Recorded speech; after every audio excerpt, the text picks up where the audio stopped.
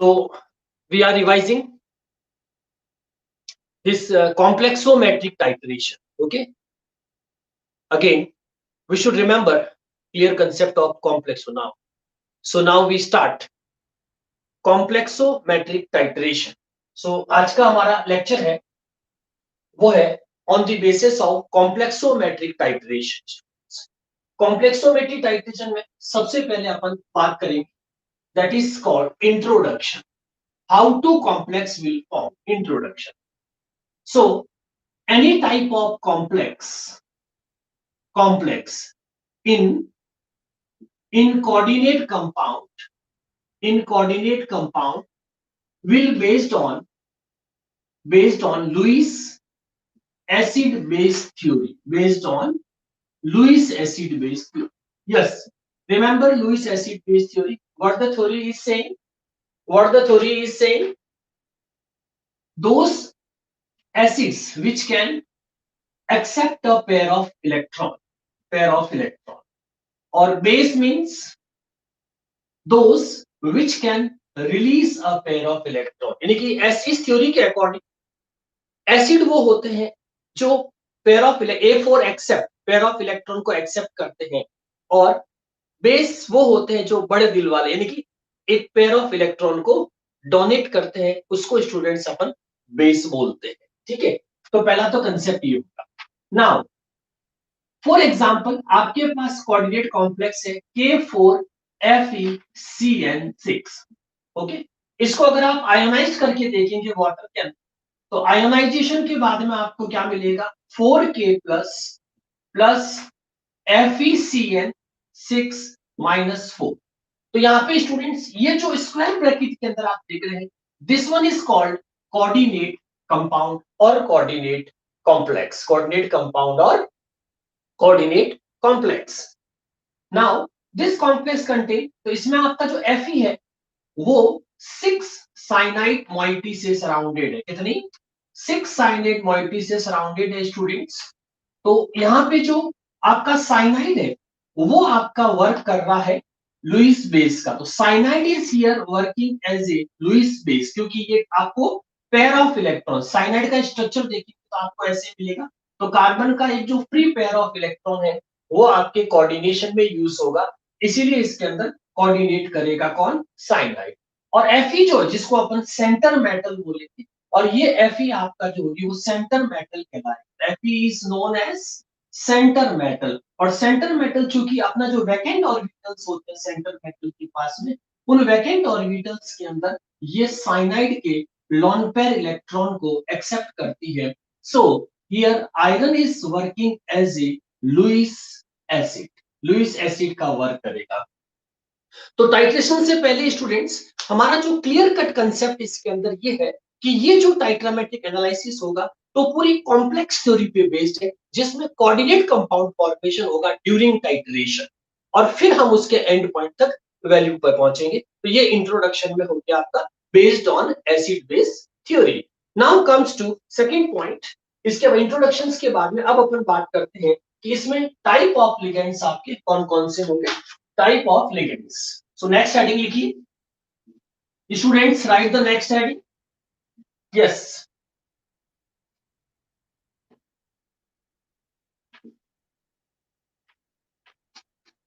अब अपन बात करते हैं इसके अंदर सेकंड पॉइंट्स की, that is classification of ligand. क्योंकि जो अपना कोऑर्डिनेट कॉम्प्लेक्स बनेगा वो किस पे डिपेंड करेगा, लिगेंड्स कौन कौन से यूज होंगे. तो नेक्स्ट हेडिंग इसमें लिखिए क्लासिफिकेशन ऑफ लिगेंड्स का क्लासिफिकेशन देखिए स्टूडेंट्स. लिगेंड चूंकि पेयर ऑफ इलेक्ट्रॉन डोनेट करता है, तो क्लासिफिकेशन से पहले एक यूनिक टर्म है जिसको बोलते हैं डेंटेट. डेंटेट मतलब डोनेट करना. डेंटेट का मतलब डोनेट करना, तो डेंटेट वर्ड यूज होगा. तो एक पेयर ऑफ इलेक्ट्रॉन जो डोनेट होगा उसको अपन डेंट, और डेंटेट वर्ड के बेसिस पे अगर कोई लिगेंड, सबसे पहले तो एक वर्ड और आया लिगेंड. ठीक है, क्लासिफिकेशन. लिगेंड क्या है? The atom. लिगेंड के लिए लिखो द एटम और ग्रुप ऑफ एटम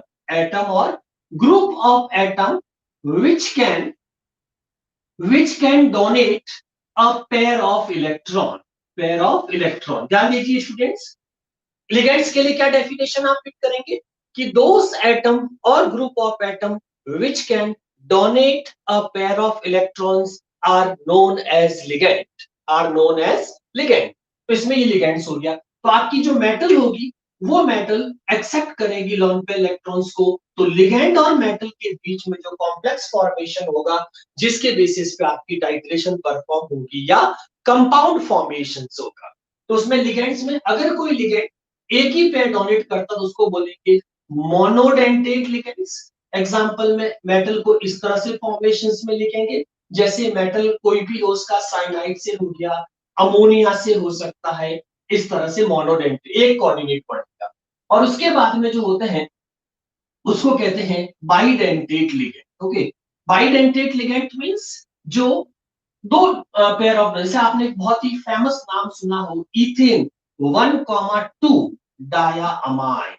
ठीक है, फॉर्मूला देखेंगे तो कैसा है, इथेन का मतलब दो कार्बन, और दो कार्बन पे स्टूडेंट्स दोनों साइड में अगर अमाइन ग्रुप लगाएंगे तो ये आपका बन गया आईयूपीएसी के according 1,2 ethane 1,2 diamine. Ethane 1,2 diamine जो होगा इसको शॉर्ट में लिखते हैं ईएन, और इसमें जो दोनों नाइट्रोजन होती है स्टूडेंट्स ये वाली, ये पेयर ऑफ इलेक्ट्रॉन को डोनेट करती है। यानी कि जब ईएन को अपन शो करेंगे, ईएन को शॉर्ट में लिख दीजिए ऐसे, और ये 2 टाइम्स कोऑर्डिनेशन करेगा किसी भी सेंटर मेटल के साथ में। इस तरह से फिर रिमेन्स जितने भी होंगे स्टूडेंट्स वो आपके पॉलीडेंटेट में आ जाएंगे। इसमें आ जाएंगे पॉली। तो इसमें कॉम्प्लेक्स फॉर्मेशन में जो टाइट्रामेट्रिक एनालिसिस होता है उसके अंदर हमेशा ये कोशिश की जाती है कि इसमें चिलेशन फॉर्मेशन होना चाहिए, इसीलिए बाइडेंटेट या पॉलीडेंटेट यूज होता है। पॉलीडेंटेट मींस थ्री और थ्री और मोर देन थ्री, थ्री और more than three pair can be donate, pair can be donate, pair can be donate by ligands. ऐसे लिगेंड जो थ्री या थ्री से ज्यादा पेयर ऑफ इलेक्ट्रॉन डोनेट कर सकते हो स्टूडेंट्स, उसको अपन बोलेंगे, क्या बोलेंगे, पॉलीडेंटेट। एक और होता है एम्बीडेंटेट, हालांकि एम्बीडेंटेट भी बॉन्डेड जैसा ही है क्योंकि उसमें सिर्फ एलिमेंट चेंज होता है, इसीलिए एम्बीडेंटेट हमारा इस टाइट्रामेट्रिक में ज्यादा यूज नहीं आएगा। तो इसको साइनाइड, आइसोसाइनाइड इस तरह का एग्जांपल्स हो सकता है। अब इसमें टाइट्रेशन में जो मोस्टली कॉम्प्लेक्सेशन यूज होता है स्टूडेंट्स वो पॉलीडेंटेट वाला होता है। पॉलीडेंटेट में भी वेरी इंपॉर्टेंट एग्जांपल जिसको आप बोलते हैं हेक्साडेंटेट, याद रखिएगा स्टूडेंट, हेक्साडेंटेट इसका नाम है ईडीटी, जिसको आप शॉर्ट में बोलते हैं ईडीटीए। ईडीटीए की फुल फॉर्म क्या होगी, यस सोचिए जल्दी से, इथेन, ठीक है, इथाइलीन, या इसको कॉमन में लिखेंगे तो क्या लिखेंगे, ethylene diamine tetra acetato, tetra acetato. ठीक है, अब अपन इसका स्ट्रक्चर ट्राई करते हैं स्टूडेंट्स कि इसका स्ट्रक्चर क्या बनेगा। तो वो स्ट्रक्चर अपन साइड में देखो, वेरी इंपॉर्टेंट, टाइट्रेशन में सबसे ज्यादा यूज होने वाला लिगेंड दैट इज ईडीटी। इसीलिए कॉम्प्लोसोमेट्रिक टाइट्रेशन को कई बार ईडीटी टाइट्रेशन भी कहते हैं, क्योंकि इसमें ज्यादातर जो स्टेबल कॉम्प्लेक्स बनाता है, तो इसीलिए इस टाइट्रेशन को ईडीटी टाइट्रेशन भी कहते हैं।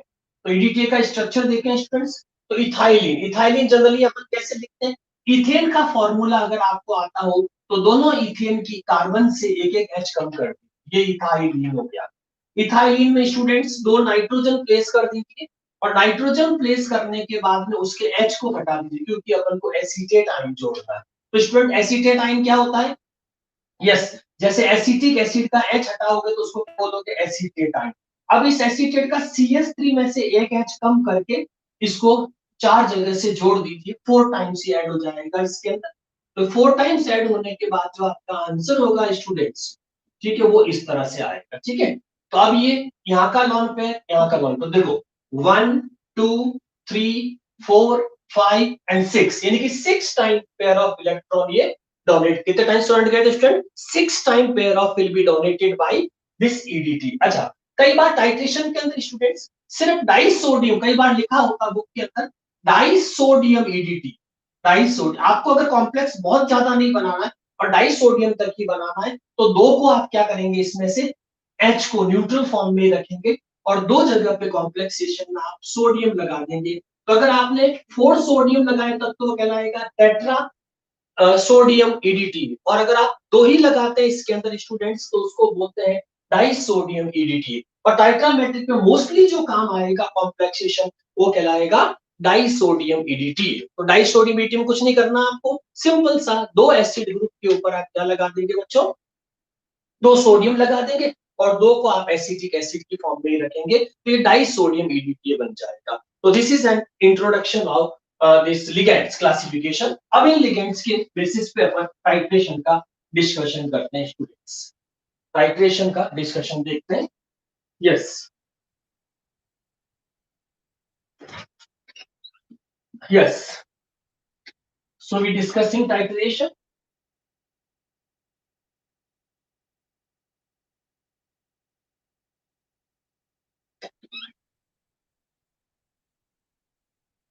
यस स्टूडेंट्स, तो ये था मैकेनिज्म ऑफ कॉम्प्लेक्स फॉर्मेशन। अपन ने स्टार्टिंग में देख लिया था आयरन के साथ किस तरह से कॉम्प्लेक्सेशन होता है।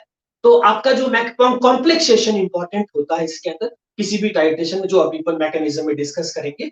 तो इसमें स्टूडेंट्स मैकेनिज्म की बात अपन करते हैं, कैसे फॉर्मेशन होगा। तो यहाँ लिखो, नेक्स्ट हेडिंग हमारा है मैकेनिज्म ऑफ कॉम्प्लेक्स फॉर्मेशन। जैसे अभी आपने ईडीटी का एग्जांपल देखा होगा स्टूडेंट्स। तो कोई भी फ्री आयन, सबसे पहले स्टूडेंट्स आपके पास में जो टाइट्रेशन के अंदर एक कॉनिकल फ्लास्क होगा, उस कॉनिकल फ्लास्क के अंदर जो भी आप जिसका ऐसे परफॉर्म करना है आपको, उसके मेटल आयंस जो होंगे, वो मेटल आयन इसमें फ्री स्टेट में प्रेजेंट करेंगे। फ्री स्टेट मतलब they are just present in free state forms with water. इसीलिए जैसे ही कोई, चाहे वो हार्ड वाटर में आपको कैल्शियम डिटरमाइन करना हो, या आपको उसमें मैग्नीशियम डिटरमाइन करना हो, या कोई डी ब्लॉक की कोई भी मेटल आपको डिटरमाइन करनी है, तो सबसे पहले तो आयरन या कोई भी, तो सबसे पहले तो मेटल जो है आपकी, वो किसी solvent in the sense mostly upon aqueous solvent की बात करते हैं, H2। तो जैसे ही आप कोई मैग्नीशियम क्लोराइड या सल्फेट जिस फॉर्म में भी, वो मैग्नीशियम जैसे ही आप ऐड करेंगे इसके अंदर, कैल्शियम, मैग्नीशियम या कोई डी ब्लॉक का एलिमेंट हो सकता है, आयरन, कॉपर, है ना, ये सारे ऐड करते ही वो मेटल आयनिक फॉर्म में आ जाएगी सबसे पहले। और ये जो आयंस होंगे स्टूडेंट, सबसे पहले सॉल्वेंट से रिएक्ट करेंगे या उसके साथ कॉम्प्लेक्सेशन करेंगे। तो आपकी मेटल तो सेंटर में आ जाएगी, और उसके बाद में आपके वाटर के साथ, वाटर की जो ऑक्सीजन होती है, ये भी लिगेंड का काम करती है। इसीलिए इसको बोलते हैं सॉल्वेंट मेटल कॉम्प्लेक्स, और चार्ज होगा वो यहाँ लिखिए। तो सबसे पहले हमेशा बिफोर टाइट्रेशन जो सबसे पहले कॉम्प्लेक्स बनता है कॉनिकल फ्लास्क, जो ब्यूरेट, आप ब्यूरेट के नीचे जो कॉनिकल फ्लास्क में जो टाइट्रेट काम में लेंगे, उसके अंदर पहले सॉल्वेंट और वाटर के बीच, मेटल और सॉल्वेंट के बीच में आपका कॉम्प्लेक्सेशन होगा, और ये कॉम्प्लेक्सेशन टेम्परेरी होता है। जैसे ही आप इसमें कोई भी लिगेंड ऐड करेंगे स्टूडेंट्स, लिगेंड्स मीन जैसे सपोज आपने ईडीटी कर दिया, ठीक है, लिगेंड्स कैन बी ईडीटी भी आप इसमें यूज कर सकते हैं। तो ये ब्यूरेट में होगा, ईडीटी हमारा कहां पे रहेगा, ब्यूरेट के अंदर। तो ब्यूरेट में जो ईडीटी होगा बच्चों, ये हमारा लिगेंड्स का काम करेगा, और ये इतना स्ट्रांग होता है कि जितने भी वाटर के बॉन्ड्स होते हैं, ये उसको वहां से रिप्लेस कर देता सॉल्वेंट को, और खुद उसकी जगह पे प्लेस हो जाता है। तो इस तरह से मेटल जो होगी उसके साथ में आपका लिगेंड जो होगा, वो वाटर को वहां से रिमूव कर देगा और खुद वहां पे कॉम्प्लेक्सेशन कर देगा। जैसे एग्जांपल, सपोज आपने कॉपर लिया, तो कॉपर के साथ में सपोज आपने पहले आपका वाटर से करा दिया, और फिर आपने उसमें अमोनिया या कोई भी चीज ऐड कर दी, ये H2 ये आपके सारे। और फिर जैसे ही इसके अंदर आप सपोज डाइल्यूट अमोनिया ऐड करते हैं, तो अमोनिया क्या करेगी, इस वाटर को वहां से रिमूव करके खुद अपना कोऑर्डिनेशन कर देगी। जैसे NH3 NH3 NH3 और NH3, ये जो कॉम्प्लेक्सेशन हुआ है, ये अब लिगेंड के, क्योंकि अमोनिया यहाँ पे किसका काम करेगी, लिगेंड्स का। तो इसीलिए सबसे पहला इसमें एक लाइन का कंसेप्ट है बच्चों, कि जब भी हम टाइट्रेशन शुरू करेंगे, तो कॉनिकल फ्लास्क के अंदर फ्री मेटल आयंस प्रेजेंट होने चाहिए, जो सॉल्वेंट के साथ में टेम्परेरी बॉन्डिंग रखे। फिर हम ब्यूरेट से जो भी ड्रॉप बाय ड्रॉप उसमें लिगेंड्स, क्योंकि ब्यूरेट में मोस्टली हमारे पास लिगेंड सोल्यूशन होगा, और वो लिगेंड सॉल्यूशन जैसे ड्रॉप बाय ड्रॉप आप उस कॉनिकल फ्लास्क में गिराएंगे, तो जितनी भी फ्री मेटल्स होगी, जो सॉल्वेंट के साथ में जो मेटल होती है, ये फ्री मेटल्स कहलाती है। और ये फ्री मेटल जैसी सॉल्वेंट के साथ में रहेगी, तो धीरे धीरे वाटर के कोऑर्डिनेशन सारे खत्म हो जाएंगे, और लिगेंड उसकी जगह रिप्लेसिंग लेना शुरू कर देगा। लिगेंड उस जगह पे क्या करेगा स्टूडेंट्स, रिप्लेसिंग लेना शुरू कर देगा। तो इस तरह से टाइट्रेशन के अंदर कॉम्प्लेक्स फॉर्मेशन हो जाएगा लिगेंड के साथ में। और फाइनली जब अपनी फ्री मेटल साइंस नहीं रहेगी सोल्यूशन में, तो हम एंड पॉइंट की तरफ बढ़ जाएंगे। तो अपन को फ्री मेटल आयंस को म्यूरेट से आने वाले लिगेंड के साथ में स्टेबल कॉम्प्लेक्सेशन देना है, ताकि हम एंड पॉइंट को डिटरमाइन कर सके। अब एक छोटा सा पॉइंट और जिसको बोलते हैं Werner coordination number. Next heading लिखिए, वर्नर, हेडिंग लिखो वर्नर कोऑर्डिनेशन नंबर। ठीक है, नोट कर लीजिए, वर्नर कोऑर्डिनेशन नंबर को नोट करिए students, Werner coordination number. Yes, तो अपन बात करें वर्नर कोऑर्डिनेशन नंबर। एक वर्नर थ्योरी थी, उस वर्नर थ्योरी के बेसिस पे एक हेडिंग आया जिसको अपन बोलते हैं Werner coordination number. Werner coordination number, बच्चों कोऑर्डिनेशन नंबर का बहुत सिंपल सा मीनिंग है कि कोई भी सेंटर मेटल, एम का मतलब यहाँ पे होगा जिसका आपको ऐसे परफॉर्म, सेंटर मेटल कहलाएगी जिसका आपको ऐसे या प्योरिटी चेक करना या जिसके साथ आपको कॉम्प्लेक्स फॉर्मेशन करना है, तो इसके साथ में कोऑर्डिनेशन हो जाएगा किसका, लिगेंड। तो how many ligands are make the coordination bond with center metal is called coordinate Werner coordination number। याद रखिएगा, वापस रिपीट कर रहा हूं, the number of coordination bond attached with the center atom is metal ions is called coordination number। coordination number कहलाएगा, ठीक है। तो यानी कि आपकी मेटल अगर दो लिगेंड से बनती है तो इस सेंटर मेटल का कोऑर्डिनेशन नंबर आएगा 2। ओके, अगर आपकी सेंटर मेटल 4 लिगेंड से अटैच्ड हो जाती है तो आपका कोऑर्डिनेशन नंबर आएगा 4। अगर आपकी centre metal more than this complexations कर देती है, जैसे मान लो 6 हो गए, तो कोऑर्डिनेशन नंबर 6 आएगा। और ये कह सकते हैं कि as the coordination number increases, conclusion में अपन ये स्टेटमेंट दे सकते हैं, as the coordination number, as the coordination number increases stability increases। Students, जैसे मान लो एक तो कोई पर्टिकुलर थिंग्स है, उसको एक व्यक्ति पकड़ रहा है ऐसे, और ऐसे था मान लो 10-15 लोग उस पर्टिकुलर थिंग्स को पकड़ ले, ऑब्वियसली बात है उस थिंग्स के साथ में, सेंटर के साथ में कोऑर्डिनेशन ज्यादा हो गया तो उसकी ऑब्वियसली स्टेबिलिटी भी ज्यादा होगी। तो हम टाइट्रेशन में सबसे पहले ये चाहते हैं कि वर्नर का कोऑर्डिनेशन कॉम्प्लेक्स बहुत स्पष्ट होना चाहिए और स्टेबल होना चाहिए, और उसके लिए सबसे बेस्ट होता है वो है चिलेशन। अब मैं आता हूं नेक्स्ट कंसेप्ट पे, चिलेशन क्या है जो कॉम्प्लेक्स के अंदर सबसे ज्यादा यूज होता है। Now I am talking about chelation and chelate ion. तो नेक्स्ट हेडिंग स्टूडेंट्स, दिमाग में सोचिए जल्दी से, क्या क्या हो सकता है, chelate and chelate ions. Chelation भी कह सकते हैं फिनोमेनॉन को अपन। तो अगला हेडिंग हमारा जो है बच्चों वो है chilation। remember students, chilation and chillate ion formation in complexometric titration। Students, chelation का जो सिंपल सा मीनिंग वो है ring formation. Chelation means ring formation with centre atom, with centre atom के साथ जो रिंग फॉर्मेशन। जैसे आप किसी पेन को मान लीजिए स्टूडेंट्स, आप सीधा सीधा एक हाथ से ऐसे पकड़ते हैं तो ये मोनोडेंटेड फॉर्म हो गई, लेकिन यही मान लीजिए सपोज मैंने इस पेन को ऐसे पकड़ लिया, अब आप देखो मेरे दोनों हैंड्स के बीच में एक रिंग फॉर्मेशन आ गया, देखिए ये रिंग फॉर्मेशन हो गया। तो दिस पॉइंट इज कॉल्ड, तो मैं जैसे बाइडेंटेड लिगेंड्स की रिंग फॉर्म, और ज्यादा ऐसे छोटी छोटी रिंग बहुत सारी बन सकती है लिगेंड्स की, तो इसको बोलते हैं चिलेशन। तो chelation is called ring formation, chelation is called ring formation with centre metal. और जितना आपका मैक्सिमम नंबर ऑफ चिलेशन होगा वो हमेशा स्टेबल कॉम्प्लेक्स देगा। यानी कि स्टार्टिंग के जो मेटल आयन आपके स्टूडेंट्स जो फ्री थे वो अब फ्री नहीं है, बल्कि वो किसी लिगेंड के साथ में स्टेबल कॉम्प्लेक्सेस बन गए हैं। और ये जो स्टेबल कॉम्प्लेक्सेस बनेंगे बच्चों, ये वापस ब्रेक डाउन नहीं होगा, तो हमारी टाइट्रामेट्रिक एनालिसिस जो कॉम्प्लेक्सोमेट्री से होगा उसके अंदर लास्ट फाइनली हम इंडिकेटर से कलर पता कर लेंगे, क्योंकि जैसे ही मेटल आयन उसमें से डिसअपियर होंगे सारे के सारे जो लिगेंड्स के साथ बिजी हो चुके हैं, तो उसके बाद कंसंट्रेशन ऑफ मेटल आयन बहुत कम रहेगी मॉलिक्यूलर क्लास के अंदर।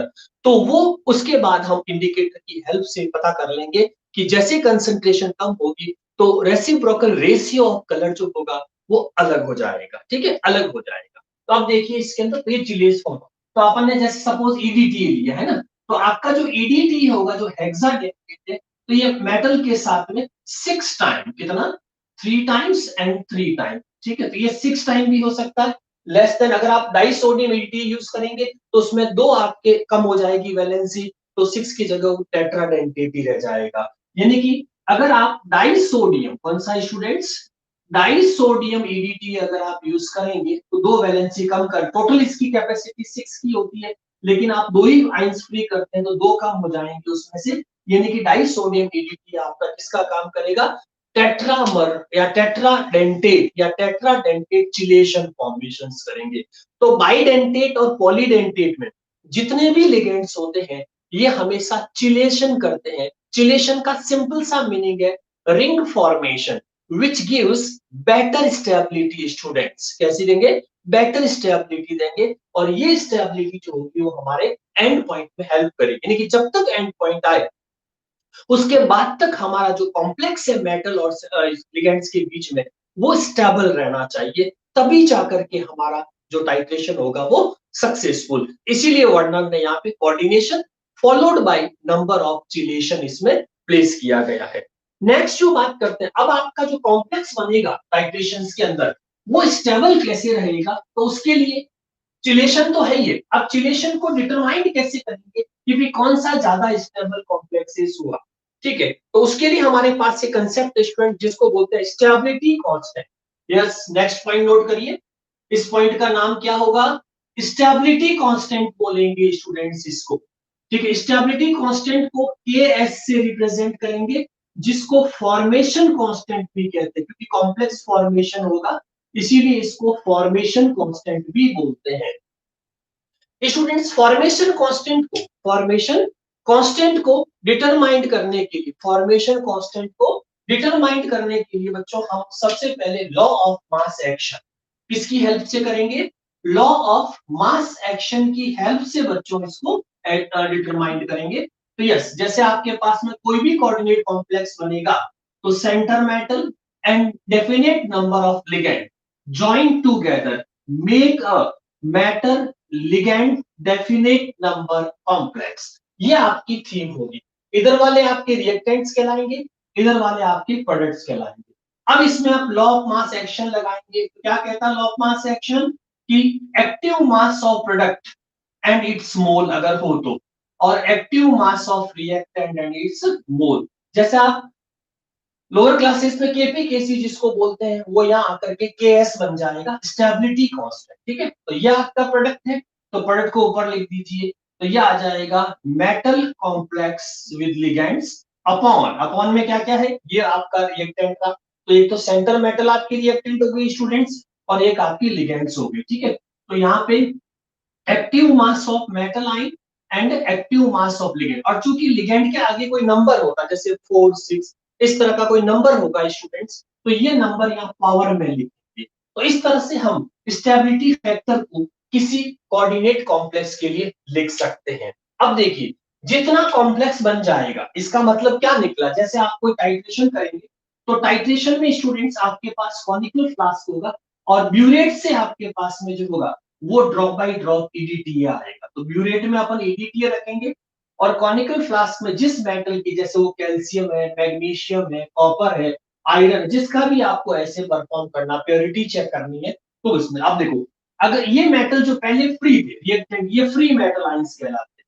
ये फ्री मेटल आयन स्टार्टिंग में क्या होते हैं, पानी वाटर के साथ में रहेंगे, इसीलिए स्टार्टिंग के कॉम्प्लेक्स को बोलते हैं वाटर मेटल कॉम्प्लेक्स, जो कि अनस्टेबल होता है, बाद में ये लिगेंड से रिप्लेस हो जाएगा। तो ये जो फ्री मेटल आयन कंसंट्रेशन है वो, और ये कहाँ रहेगा, ब्यूरेट में, ब्यूरेट में हमारा लिगेंड रहेगा, ये आपका कहाँ रहेगा, कॉनिकल फ्लास्क के अंदर, ठीक है। जैसे ही आप ड्रॉप बाय ड्रॉप इसमें ब्यूरेट से लिगेंड्स फॉल डाउन होंगे उसके अंदर, तो कॉम्प्लेक्सेशन स्टार्ट हो, इसका क्या मतलब मीनिंग निकला कि जैसे जैसे आपका लिगेंड ब्यूरेट से ड्रॉप बाय ड्रॉप इसमें फॉल डाउन होगा, तो हमारे फ्री मेटल आयंस जो होंगे वो बिजी होना शुरू हो जाएंगे, किसमें, कोऑर्डिनेशन बॉन्ड फॉर्मेशंस के अंदर।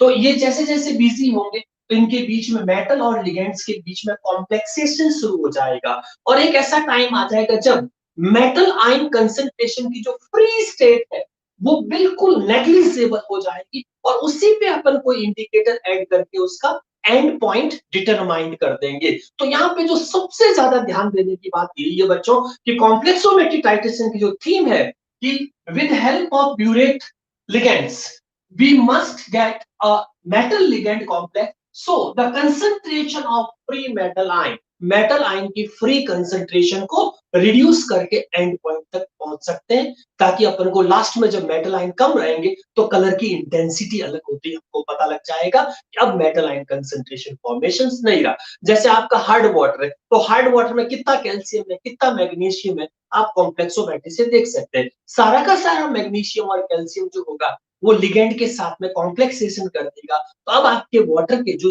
जिस वाटर की आपको टेस्टिंग करनी है उस वाटर में फ्री कैल्शियम आयन या मैग्नीशियम आयन कम रहेंगे तो वाटर की हार्डनेस कम हो जाएगी जिससे आपका कलर इंटेंसिटी जो इंडिकेटर की होगी वो डिफरेंट शो होगी। तो इससे प्रूव हो जाएगा कि इस पर्टिकुलर 20 ml के अंदर calcium magnesium other centre metals जो है वो अब इतनी कंसंट्रेशन पे थी वो हम लिगेंड कॉम्प्लेक्स को प्रेसिपिटेट के थ्रू पता कर सकते हैं।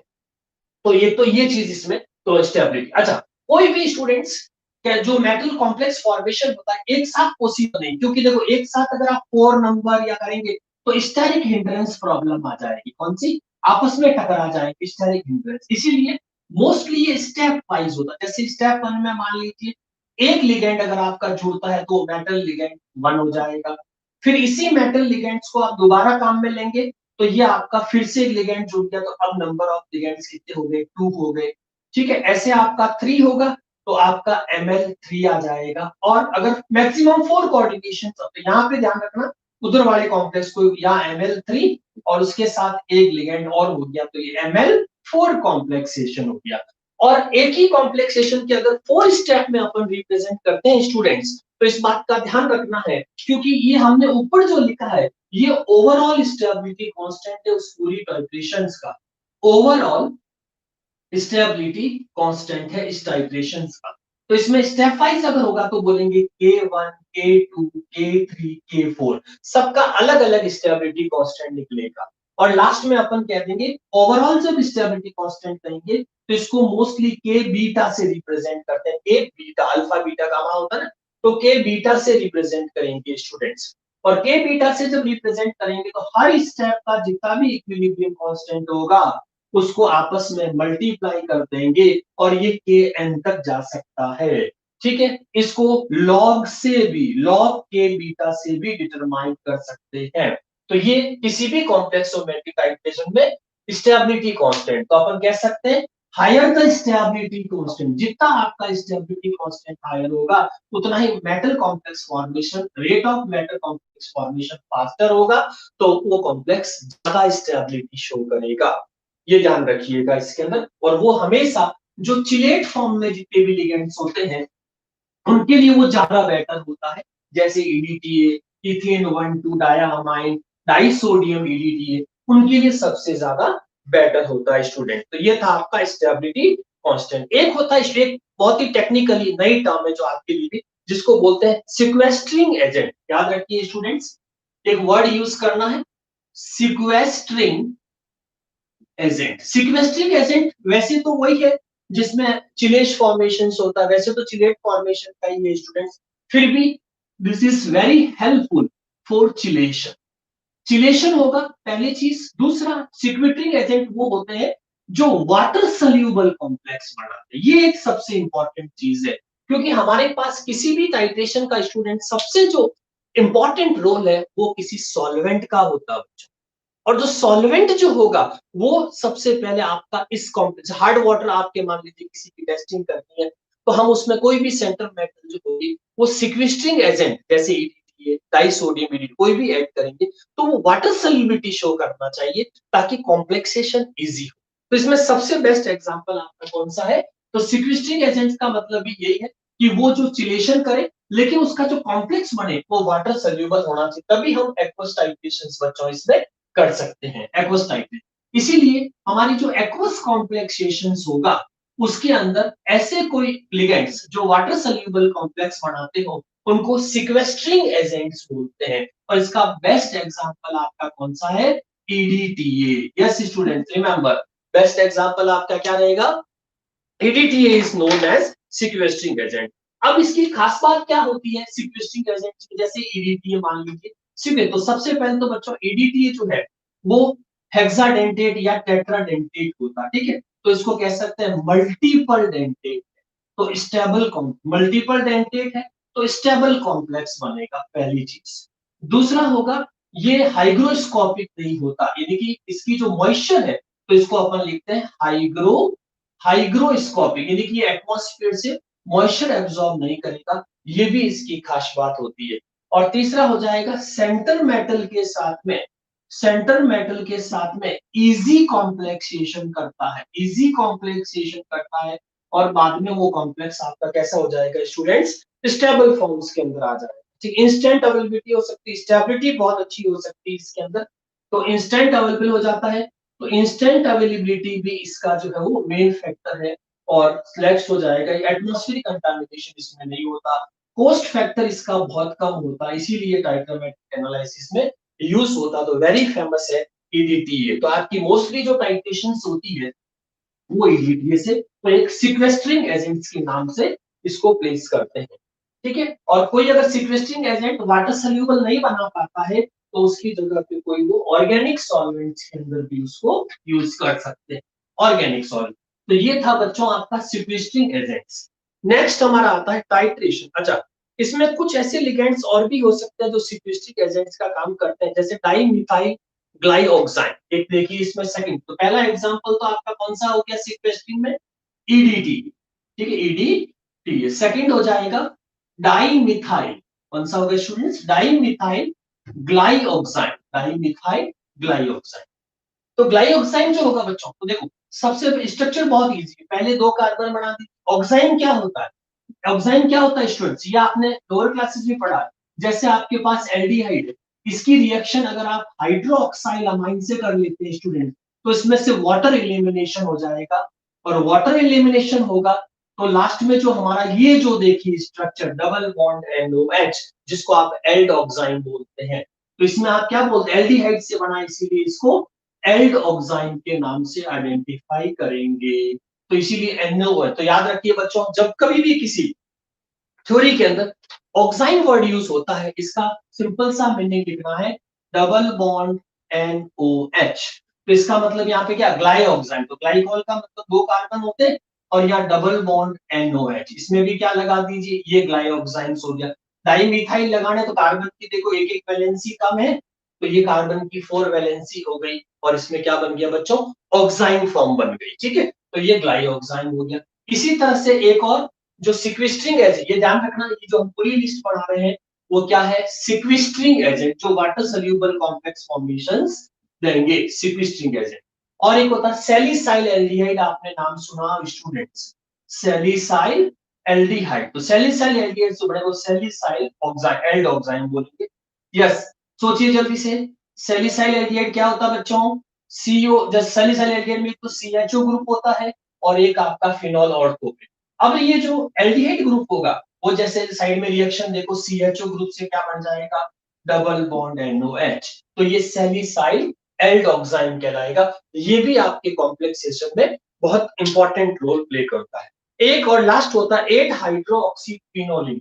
फोर्थ यहाँ पे लिख रहा हूं स्टूडेंट्स, इसको बोलते हैं 8 hydroxyquinoline. 8 hydroxyquinoline is also very good sequestering agent, water soluble complexes देगा। अलग-अलग टाइट्रेशन, अलग-अलग इंप्योरिटी के हिसाब से यूज होता है। बच्चों क्विनोलिन कभी आपसे पूछते हैं तो उस केस में आप इसके अंदर क्या करेंगे, एक नाइट्रोजन प्लेस कर देंगे और नेफ्थलीन जैसा स्ट्रक्चर होता है, कैसा होगा, नेफ्थलीन जैसा स्ट्रक्चर होगा, और उसके अंदर आप एक नाइट्रोजन प्लेस कर दीजिए, तो ये आपका क्विनोलिन बन जाएगा। अब 8 हाइड्रोक्सी कैसे हुआ, तो देखो यहां से नंबरिंग शुरू करो, 1 2 3 4 5 6 7 और 8।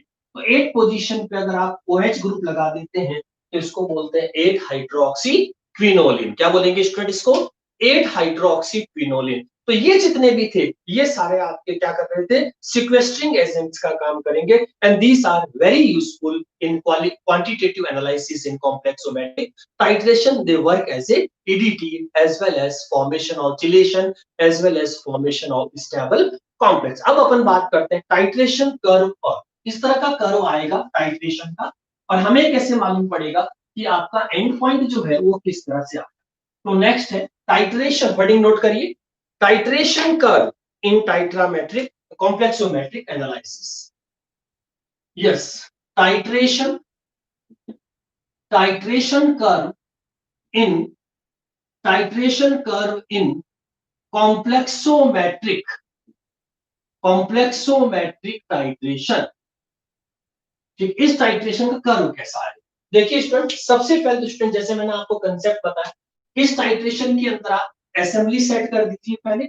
इस असेंबली के अंदर आपके पास में ब्यूरेट होगी और उस ब्यूरेट से आप ड्रॉप बाय ड्रॉप, और इसमें जो एक पर्टिकुलर, जैसे मान लो सपोज आपने एक लिगेंड किया डाइसोडियम EDTA, इसका कोई पर्टिकुलर 0.1 नॉर्मल का या मोलर का आपने सही और जीरो रीडिंग पे सेट कर ली 0.0, और यहाँ पे बच्चों अपने पास डाउन में जो रहेगा उसको क्या बोलेंगे, कॉनिकल फ्लास्क। इस कॉनिकल फ्लास्क के अंदर आपका जो भी रिक्वायर्ड मटेरियल्स है, जिसका आपको जैसे हार्डनेस निकालनी है, किसी का ऐसे परफॉर्म हो सकता है कॉपर सल्फेट या कोई भी आयरन या सेंटर, मोस्टली कैल्शियम मैग्नीशियम के हार्ड वाटर के लिए ज्यादा यूज करते हैं इसको। तो ये इसका एक सोल्यूशन बना दीजिएगा। इसमें जो सबसे इंपॉर्टेंट चीज होती है बच्चों, वो फैक्टर बहुत इंपॉर्टेंट होता है, यानी कि पीएच चेंज नहीं आना चाहिए ज्यादा, नहीं तो आपका मेटल फ्री आयन कॉम्प्लेक्सेशन जो होगा वो डिस्टर्ब हो जाएगा। इसीलिए इसमें हमेशा साथ में मोस्टली अमोनिया बफर यूज कर लेते हैं। याद रखिए स्टूडेंट्स, क्या यूज करेंगे, ammonia buffer. Ammonia buffer add करने का बेनिफिट ये होगा कि इसमें पीएच आपकी मेंटेन रहनी चाहिए, ताकि आपके मेटल आयंस जो होंगे वो फ्री स्टेट में रहेंगे। अब ये लीजिए, यहाँ आपका मेटल आयंस हो गए, तो मेटल आयन को मैं Mn+ से रिप्रेजेंट कर सकता हूँ, जो जैसे कैल्शियम मैग्नीशियम आयरन कॉपर कोई। अब जैसे ही आप टाइट्रेशन शुरू करेंगे इसके अंदर, तो ड्रॉप बाय ड्रॉप इसमें क्या गिरेगा, लिगेंड। कौन सा लिगेंड, EDTA, जो चिलेशन करेगा। तो अब मेटल, अभी मेटल कैसे, फ्री आयन, जब तक आप टाइट्रेशन नहीं करेंगे तब तक मेटल कैसे रहेंगे, फ्री स्टेट में रहेंगे। अब देखिए, जैसे जैसे आपकी टाइट्रेशन चलेगी तो उसके अंदर कर्व के अंदर कैसा चेंजेस आएगा वो अपन देखते हैं। जैसे आपका कर्व हो गया जो दोनों के बीच, एक तरफ वॉल्यूमेट्रिक ऑफ टाइट्रेंट ले लीजिए, एक तरफ आप पीएम ले लीजिए। पीएम का मतलब मेटल आयन कंसंट्रेशन होगी, और एक तरफ आपका ब्यूरेट से जो होगा उसको बोलेंगे titrant volume. Titrant volume in ml, ml के अंदर टाइट्रेंट वॉल्यूम आपको रखना है। तो ये जो ब्यूरेट में आप यूज कर रहे हैं स्टूडेंट्स, इसको बोलते हैं टाइटरेंट, और ये वाला कहलाता है टाइट्रेट। जिसको टाइट्रेट करना है वो टाइट्रेट कहलाएगा, जिससे टाइट्रेट होना है वो क्या कहलाएगा, टाइटरेंट कहलाएगा। यस, पीएम जो होता है इसको minus log of metal ion concentration भी, जैसे आप पीएच लिखते हैं उसी तरह का पीएम होता है। ठीक है, सपोज शुरू में चूंकि सारे मेटल आयन फ्री है तो थोड़ी धीरे धीरे ड्रॉप बाय ड्रॉप गिराएंगे, तो शुरू में तो आपकी एकदम से कोई कंसंट्रेशन चेंज नहीं होगी, धीरे धीरे कॉम्प्लेक्स फॉर्मेशन शुरू होगा। तो शुरू में तो रेट ऑफ रिएक्शन बहुत स्लो चलेगी, जो EDTA और मेटल के बीच में कॉम्प्लेक्सेशन हो रहा है। तो यहाँ तक तो सारे मेटल आयन फ्री थे, अब धीरे धीरे EDTA जो है कॉम्प्लेक्स करेगा, और एक टाइम ऐसा आएगा जैसे ही सारा कॉम्प्लेक्सेशन हो जाएगा, तो स्टूडेंट्स एक आपको यहाँ पे जो बीच में आप देखेंगे एक स्ट्रेट लाइन, जैसे आप एसिड बेस में देखते हैं एंड पॉइंट पे, वैसे कि इसमें भी एक सडन चेंज आएगा। कैसा आएगा, सडन चेंज। जैसे आपने मान लीजिए ब्यूरेट से वॉल्यूम गिराया, तो वॉल्यूम गिराएंगे, 0 से स्टार्ट हुआ, मान लो 15 ml ले लिया है ना, 30 ml हो, जो भी ml अपने पास 5 से लीजिए, 5 ml ले लिया, 10 ml ले लिया, 15 ml ले लिया, सपोज यहाँ पे मान लीजिए 18 ml आ गया है ना।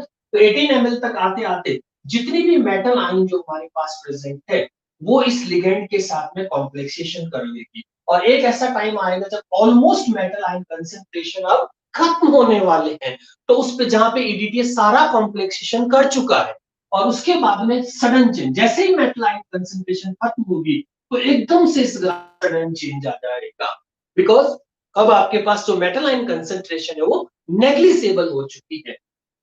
ठीक है, नेग्लिजिबल हो चुकी है। तो ये आपका यहाँ आते आते कंप्लीट मेटल लिगेंड कॉम्प्लेक्सेशन हो जाएगा, जो टेट्रा हेक्सा चिलेशन फॉर्म में रहेगा, तो हेक्सा तक हो सकती है। इस दौरान स्टूडेंट्स हम क्या करेंगे, इसमें मेटल इंडिकेटर ऐड कर देंगे, मेटल इंडिकेटर ऐड कर देंगे। ठीक है, तो इसमें मोस्टली जो होते हैं मेटल इंडिकेटर्स यूज होते हैं, जो मेटल की कंसंट्रेशन के बेसिस पे। तो अगर आप स्टार्टिंग में इसमें इंडिकेटर ऐड करेंगे स्टूडेंट, तो वो इंडिकेटर क्या करेगा, आपका मेटल के साथ में टेम्परेरी कॉम्प्लेक्स बना देगा। तो दो स्टेप में इस कंसेप्ट को याद रखना। स्टेप वन में जैसे ही आप बिना टाइट्रेशन पहले अगर कॉनिकल फ्लास्क में इंडिकेटर ऐड करते हैं तो ये कहलाएगा formation of metal indicator complex. Indicator complex तो पहला बनेगा मेटल, यानी कि आप जैसे ही कॉनिकल फ्लास्क के अंदर ऊपर से इंडिकेटर की फ्यू ड्रॉप्स डालेंगे तो वो इंडिकेटर क्या करेगा, मेटल के साथ में कॉम्प्लेक्सेशन कर लेगा। और कॉम्प्लेक्सेशन होती है ये आपका बनेगा MIN। तो M पहले मेटल ले लीजिए, इसके साथ में इंडिकेटर N हो जाएगा और कॉम्प्लेक्सेशन को बोलेंगे मेटल इंडिकेटर कॉम्प्लेक्स। ठीक है, अब आएगा ब्यूरेट से स्टेप 2 में। अब जैसे ब्यूरेट से आप क्या गिराएंगे, लिगेंड, तो उसको बोलते हैं formation of complex with ligand. अब आप जैसे ही ब्यूरेट से टाइट्रेंट, जिसको formation of metal ligand complex, इसमें लिगेंड कहां से आएगा, टाइट्रेंट। टाइट्रेंट कहां होता है, ब्यूरेट में।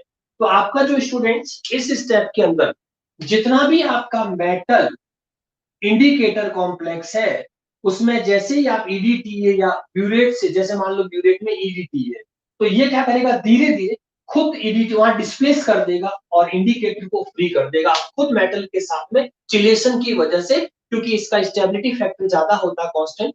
इसीलिए आपका क्या बन जाएगा स्टूडेंट्स, तो इससे बन जाएगा metal EDTA complex. Metal EDTA complex बन जाएगा और साथ में आपके फ्री हो जाएगा इंडिकेटर। तो स्टूडेंट यहाँ पे जो मेटल इंडिकेटर जो कॉम्प्लेक्सेशन था उसका कलर अलग होता है। ठीक है, और इसी तरह से जैसे ही मेटल ईडीटी कॉम्प्लेक्स बन के इंडिकेटर फ्री हो जाएगा तो यहाँ फ्री इंडिकेटर का कलर अलग होता है। तो जैसे ही इंडिकेटर हमारा फ्री हो जाएगा तो वो अपना अलग कलर शो करेगा, जिससे ये प्रूव हो जाएगा कि उसका इंडिकेटर का कलर जो है वो कैसा, क्योंकि जो फ्री स्टेट में जो इंडिकेटर्स होते हैं वो अलग कलर शो करते हैं। और जैसे इसमें कैटेकॉल हो सकता है, एल्जरीन हो सकती है, सोडियम एल्जरीन, इरोक्रोम या मॉडर्न ब्लैक टी इसमें काम में ले सकते हैं, म्यूरोक्साइड्स काम में ले सकते हैं, जाइलिनिन ऑरेंज काम में ले सकते हैं। ठीक है, कैल्सिनिन काम में ले सकते हैं, डाइफिनाइल कार्बोनेट काम में ले सकते हैं, मिथाइल थाइमोल ब्लू काम में ले सकते हैं। तो बहुत सारे इंडिकेटर, मेटल इंडिकेटर्स है जो इसमें यूज होते हैं। तो वो स्टार्टिंग में अलग कलर शो करेंगे और बाद में अलग, जैसे मॉडर्न ब्लैक है तो रेड टू ब्लू चेंज होगा। जैसे आपने suppose modern black indicator use किया, मॉडर्न ब्लैक जिसको इरोक्रोम टी भी कहते हैं, मॉडर्न ब्लैक इंडिकेटर जिसको इरोक्रोम टी भी कहते हैं, इरोक्रोम टी ये भी कहते हैं इसको। और ये जब यूज करेंगे तो ये आपका blue to red colour show, पहले ब्लू रहेगा मेटल के साथ में और जैसे ही मेटल से फ्री होगा तो वो रेड हो जाएगा। तो ये आपका ब्लू टू रेड कलर में चेंजेस। ऐसे हर इंडिकेटर का student complex formations pH based, जैसे ब्यूरो ऑक्साइड है तो वायलेट टू ब्लू हो जाएगा। आप जैसा यूज करेंगे उस तरह से, है ना। तो ये इसमें इंडिकेटर्स यूज होंगे। स्टूडेंट्स ये जो टाइट्रामेट्रिक कर्व है ये रिप्रेजेंट करता है कि आप किसी भी चीज से एंड पॉइंट कर सकते हैं कॉम्प्लेक्सिमेट्रिक टाइट्रेशन का जो इस आइंस बेस्ड हो। ठीक है, तो आप जैसे मान लो अपने एक तो टाइट्रेशन की, उसके अलावा बहुत सारे इलेक्ट्रोकेमिकल मेथड भी इसके अंदर यूज हो सकते हैं जहां पोटेंशियल चेंज होता हो। तो इलेक्ट्रोकेमिकल मेथड से भी अपन कॉम्प्लेक्सोमेट्री का डिटरमाइंड कर सकते हैं एंड पॉइंट। इसमें स्पेशली आपका एक तो पोटेंशियोमेट्रिक टाइट्रेशन, कैसी पोटेंशियोमेट्रिक टाइट्रेशन से भी कर सकते हैं, होती है कंडक्टोमेट्रिक, कंडक्टोमेट्रिक टाइट्रेशन। ये दोनों इंस्ट्रूमेंट होते हैं पोटेंशियोमेट्री और कंडक्टिविमेट्री, क्योंकि यहाँ पे सारा जो गैप है वो आइंस का है और आइंस की कंसंट्रेशन चेंज होगी तो ऑब्वियसली बात है सोल्यूशन का पोटेंशियल चेंज होगा। आइंस होंगे तो सोल्यूशन की कंडक्टिविटी भी चेंज होगी। तो उस कंडक्ट इनिशियली आपके मेटल आइंस फ्री थे तो यहाँ कंडक्टिविटी ज्यादा होगी, पोटेंशियल आपका ज्यादा आएगा। लेकिन जैसे जैसे कॉम्प्लेक्सेशन शुरू हो जाएगा तो आपके मेटल आयन फ्री कम रहेंगे, कॉम्प्लेक्सेशन ज्यादा हो गया और उस वजह से कॉम्प्लेक्सेशन जैसे ही हो जाएगा आपका तो ये कॉम्प्लेक्सेशन ये शो करेगा अब आपके पास में कंडक्टिविटी कम है, आपका पोटेंशियल डिफरेंस भी धीरे धीरे कम होता जाएगा। तो एक पर्टिकुलर सडन चेंज जब आएगा किसी कंडक्टिव पोटेंशियल तो इलेक्ट्रोकेमिकल मेथड से भी स्टूडेंट्स हम इनको क्या कर सकते हैं, चेंज कर सकते हैं। तो ये इसमें स्पेशल ध्यान रखना है। ठीक है, याद रखिए बच्चों। ओके, तो याद इस तरह से अपन इसको कॉम्प्लेक्स टाइट्रेशन का एक पार्ट एक्सप्लेनेशन होगा। ठीक है students, thank you. Okay, so our today's lecture on complexometric titration, remain parts. So now see, the heading is complexometric titration. Okay, so complexometric titrations. First, in first lecture we have ended up to concept. Now today we discuss about titration. So start from method of endpoint detection. Methods for endpoint detection. Method note down कर लीजिए. Methods for endpoint detection. Complexometric titrations के अंदर students method of and point यानी point पे methods को कैसे determine करें, हमें कैसे मालूम पड़ेगा इसमें एंड पॉइंट है या नहीं, या कब पे एंड पॉइंट आएगा, इस पे अपन इसको कंसंट्रेट होना चाहते हैं. तो देखिए इसमें मेथड ऑफ दो तरीके से हो सकता है. एक तो अपन कहते हैं टाइट्रामेट्रिक मेथड हमारा तरीका हो सकता है जो अपन टाइट्रेशन से करते हैं, और दूसरा मेथड हमारे पास हो सकता है वो जो इंस्ट्रूमेंटल मेथड्स होता है. इसमें दो मेजर यूज होते हैं. एक तो इसमें लिखेंगे one is called indicator and point method, indicator के थ्रू हम एंड पॉइंट. और सेकेंड होता है इंस्ट्रूमेंटल, क्या बोलेंगे, इंस्ट्रूमेंटल एंड पॉइंट मेथड. एक अपन इंस्ट्रूमेंटल मेथड से कर सकते हैं, या हम इंडिकेटर जो मेथड्स होता है स्टूडेंट्स मोस्टली ये आपका टाइट्रामेट्रिक होता है. कैसा रहेगा, ध्यान से सुनिएगा, वेरी इंपॉर्टेंट. टाइट्रामेट्रिक में ब्यूरेट से जो टाइट्रेशन करते हैं उससे जब अपन कोई एंड पॉइंट निकालते हैं तो उसको स्टूडेंट्स हमेशा बोलते हैं indicator and point method.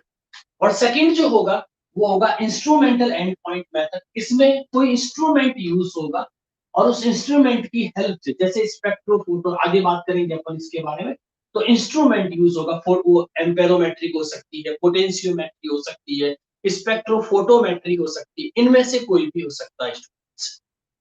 Okay, so we discuss one by one. Now comes to first indicator endpoint method. Indicator endpoint method. So we discuss first indicator endpoint method. Yes, that is simply like acid base titration, but the concept is different. थोड़ा सा concept अलग है इसका, बस वो देखना है इसमें मेन. तो अपन सबसे पहले एक पार्ट जो ले रहे हैं जिसमें नाम होगा इंडिकेटर एंड पॉइंट मेथड. ठीक है, indicator and point method. Yes, indicator and point methods के अंदर स्टूडेंट सबसे पहले अपन वही जैसे कंसेप्ट साइड में देख लेना. मैं इसको बता किस तरह से आप पहले असेंबली सेट करेंगे इसके अंदर. तो आपके पास में एक तो हो जाएगी ब्यूरेट. ठीक है, इस ब्यूरेट के अंदर आप अपना ईडीटीए जैसे आप फिल करते हैं जो भी स्टेप्स होंगे, और सॉल्यूशन के साथ में ये आपका कॉनिकल फ्लास्क. तो this is a basic assembly for any type of titrametric analysis. This one is called burette. इसको अपन ब्यूरेट डेजिग्नेट करेंगे. ये आपका कॉनिकल फ्लास्क हो जाएगा जिसमें आपको, तो ये हमारा टाइट ब्यूरेट में जो भी होता है उसको बोलते हैं टाइटरेंट. ध्यान रखना, टाइटरेंट है ना, ये टाइटरेंट कहलाएगा. और ये टाइटरेट जो कॉनिकल फ्लास्क होगा उसको बोलेंगे टाइटरेट फॉर्म. ये दो फॉर्म रहेगी. ठीक है, अब इसके अंदर जो भी आप फिल करेंगे स्टूडेंट्स, ये हमारा जैसे मोस्टली अपन ईडीटीए सपोज ले रहे हैं, तो EDT ethylene diamine tetra acetate, और इसकी जो कंसंट्रेशन आइडियल कंसंट्रेशन 0.05 मोलर, आप चेंज भी कर सकते हैं, और 0.50 मोलर. अब मान लीजिए जिसका भी आपको ऐसे परफॉर्म करना है स्टूडेंट्स, तो उसमें जो कंसेप्ट अपना आएगा वो कंसेप्ट अपना होगा जिसमें यहाँ पे जो मटेरियल फिल करेंगे वो कौन सा होगा. तो सबसे पहला काम स्टूडेंट्स अपन को इस टाइट्रेशन के अंदर जो करना है वो है ईडीटी जो होता है, जिससे अपन को किसी भी मेटल का कंसंट्रेशन डिटरमाइन करनी कॉम्प्लेक्सोमेट्री के अंदर. तो again remember students, EDT is not primary standard. तो सबसे पहली चीज तो आपको इसमें ये ध्यान रखनी है कि हम जो ईडीटी यूज कर रहे हैं इट इज सेकेंडरी स्टैंडर्ड. और आपको याद होगा जब भी कोई सेकेंडरी स्टैंडर्ड होता है स्टूडेंट्स, तो सबसे पहले अपन क्या करते हैं, तो ऐसे जब सेकेंडरी स्टैंडर्ड्स कभी भी होते हैं जिससे ऐसे परफॉर्म होना या प्योरिटी चेक कंफर्म होना है स्टूडेंट्स, तो उस केस में आप क्या करोगे, स्टैंडर्डाइजेशन. जैसे आप एसिड बेस्ड टाइट्रेशन में आपका जो टाइट्रेशन है वो किससे हो रही है, तो मान लो H2SO4 रही, तो आप H2SO4 को डायरेक्ट क्या करते हैं, स्टैंडर्डाइज करते हैं पहले किसी सोडियम कार्बोनेट वगैरह के साथ. इसी तरह से ईडीटीए के केस में भी आपको ईडीटीए जो है वो सेकेंडरी स्टैंडर्ड है, तो सबसे पहला स्टेप इसका यही होगा इस टाइट्रेशन के अंदर कि इसका स्टैंडर्डाइजेशन करना पड़ेगा। तो इसके लिए याद रखिए इसका स्टैंडर्डाइजेशन हमेशा zinc metal with hydrochloric acid के साथ में जो है वो यूज करते हैं। तो ये इसका प्राइमरी स्टैंडर्ड होता है, zinc metal with hydrochloric acid, और इसके साथ में आप ईडीटीए की एक्चुअल नॉर्मेलिटी कितनी है वो डिटरमाइन करते हैं। तो इसीलिए इसको कहलाएंगे टाइट्रेशन 1। तो स्टेप 1 के अंदर स्टूडेंट्स आप क्या करेंगे, टाइट्रेशन 1 कहलाएगी वो। टाइट्रेशन 1 में आपको क्या करना है, स्टैंडर्डाइजेशन स्टैंडर्डाइजेशन ऑफ ईडीटीए, तो ईडीटीए का स्टैंडर्डाइजेशन करना है, ठीक है। उसकी टेबल उसी तरह से बनेगी जैसे आप एसिड बेस के अंदर बनाते हैं, कॉन्करेंट रीडिंग्स लेनी और फिर उसका एवरेज निकाल देंगे आप, पहली चीज, ठीक है। दूसरा जो होगा बच्चों स्टेप 2, फिर आप इसके दूसरे स्टेप में जब ये आपका ईडीटी स्टैंडर्डाइज हो जाएगा तो आप दूसरे में ऐसे परफॉर्म, तो उसके बाद में जो सेकंड आपकी होगी वो आपकी कहलाएगी बच्चों ऐसे टाइट्रेशन ना, ऐसे टाइट्रेशन। जैसे आपको मान लीजिए मैग्नीशियम सल्फेट का ऐसे परफॉर्म करना है, या आपको कैल्शियम ग्लूकोनेट का ऐसे आपको परफॉर्म करना है, तो उसमें आप यूजुअली ये यूज कर सकते हैं। तो ये भी डबल टाइट, जैसे एसिड बेस में डबल टाइट्रेशन होती है वैसे कॉम्प्लेक्सोमेट्री के अंदर भी आपकी क्या रहेगी, डबल टाइट्रेशन रहेगी स्टूडेंट्स, ठीक है, डबल टाइटर। अब अपन आते हैं कंसेप्ट क्या है, वर्क कैसे करता है, तो कंसेप्ट देखिए, तो साइड में मैं यहाँ पे यूज कर रहा हूँ concept, yes, how it work. तो इसमें अपन लिखते हैं कंसेप्ट ऑफ कॉम्प्लेक्सोमेट्रिक टाइट्रेशन किस बेस पे वर्क करती है। तो इसमें स्टूडेंट्स जो सबसे इंपॉर्टेंट चीज होगी, कॉनिकल फ्लास्क में आप कोई भी चीज लेंगे तो उसमें आपका मेटल, एक तो मेटल आइंस होंगे और दूसरा इसके साथ में जो होगा वो कोई कोई आप इंडिकेटर यूज करें। तो सबसे पहले क्या होगा कि कॉनिकल फ्लास्क के अंदर आपका मेटल और इंडिकेटर के बीच में, ठीक है, एक कॉम्प्लेक्स बनेगा जो कंपैरेटिवली कम स्टेबल होगा, तो पहले ये कॉम्प्लेक्स बन जाएगा दोनों के बीच में।